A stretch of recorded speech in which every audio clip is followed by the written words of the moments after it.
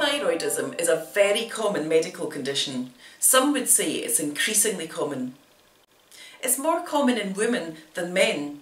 In the UK, it affects 15 out of every 1,000 women and 1 in 1,000 men. But some researchers believe it is much more common than that, and that as much as half of the population who have thyroid disease may be undiagnosed.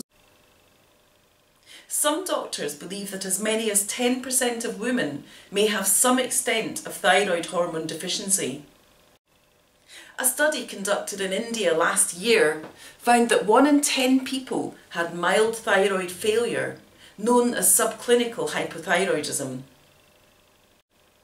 1 in 4,000 babies is born with hypothyroidism. The thyroid is a butterfly-shaped gland in the neck that produces 2 hormones, thyroxine, which is known as T4, and triiodothyronine, known as T3.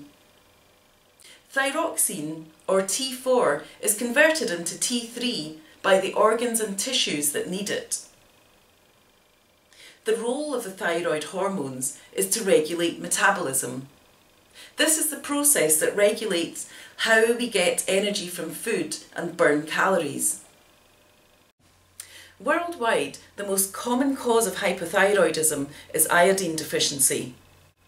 Iodine is an element that is needed to produce thyroid hormone, and the body cannot produce it on its own, so it has to come from food. The richest dietary source of iodine is seaweed. Iodine is much more evenly distributed in seawater than on land, so seafood products are good sources of iodine, especially white fish. Other foods that are relatively high in iodine include milk, dairy products and nuts. Vegetables contain small amounts of iodine, but the problem is iodine is unevenly distributed in the soil. Some regions have more than others.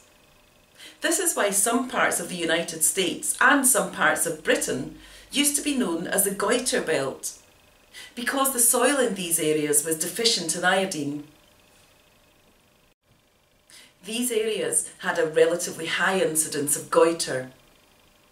Goiter is a lump in the neck caused by swelling of the thyroid gland.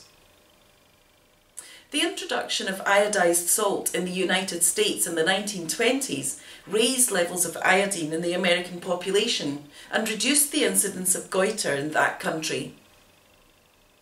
In Britain, iodine deficiency was reduced after the introduction of iodine-fortified cattle feed, together with increased milk consumption.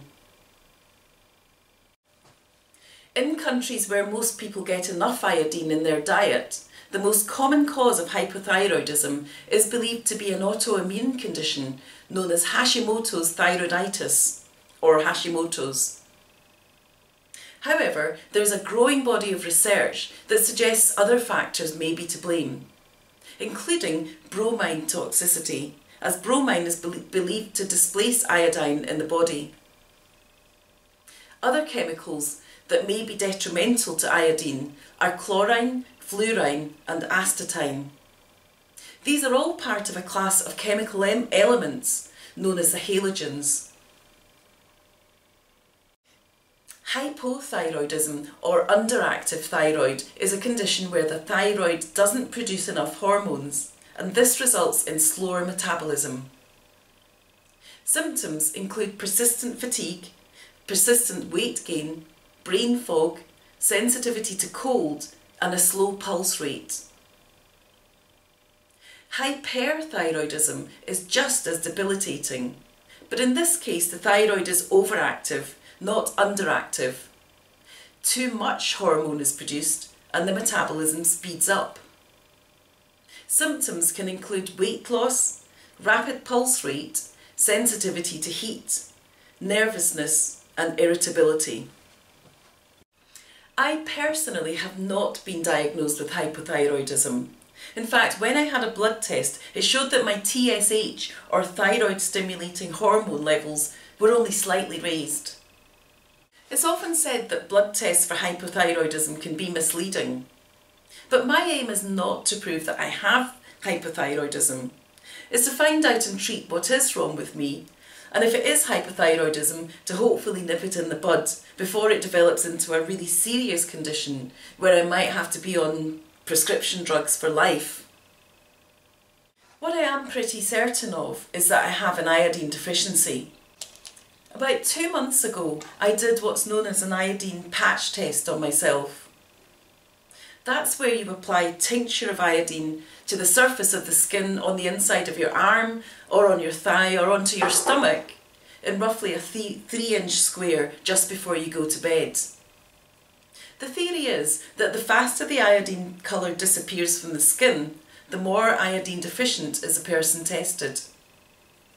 In general, if the yellow iodine colour has faded after 8 hours, or when you get up the next morning, you're considered to have an iodine deficiency.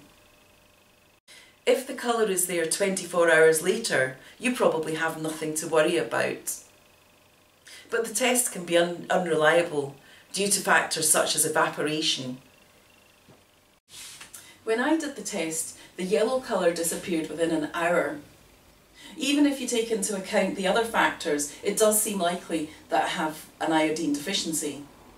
Whether I have hypothyroidism or not, I'm hoping that whatever's been making me prone to fatigue, weight gain and a very slow pulse rate will be corrected by taking high-dose iodine supplementation. As usual, I'll keep you updated on my progress with this. If you've enjoyed watching this video, please give it a thumbs up and feel free to subscribe below. Thanks for watching.